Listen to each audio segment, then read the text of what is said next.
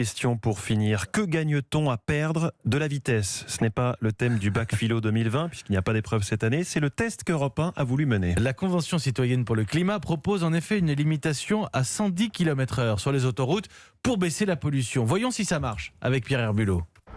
Ce que vous entendez derrière moi, c'est l'autoroute A13 qui relie Paris à Caen. C'est la route que je vais emprunter d'abord à 130 km/h dans un sens, ensuite à 110. C'est parti.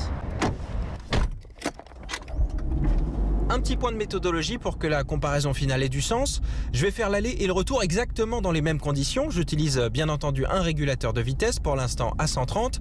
Les fenêtres de la voiture sont fermées, la clim est éteinte et la radio allumée. Alors va-t-on rouler à 110 km/h sur les autoroutes au lieu de 130 ? Cette proposition... Top, ça fait 100 km tout pile. Je fige les informations sur mon ordinateur de bord et je vais faire exactement la même route à 110 dans l'autre sens.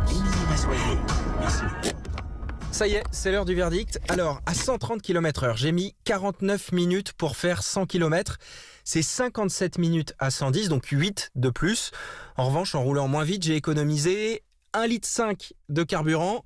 Alors, je viens de faire les calculs. En termes de pollution, ça veut dire 4 kg de CO2 en moins dans l'atmosphère. Alors, je vous donne un élément de comparaison. Chaque Français cause la production de 12 tonnes de CO2 par an, donc 4 kilos de moins en un seul trajet. C'est toujours ça de moins, mais on ne va pas en faire des tonnes.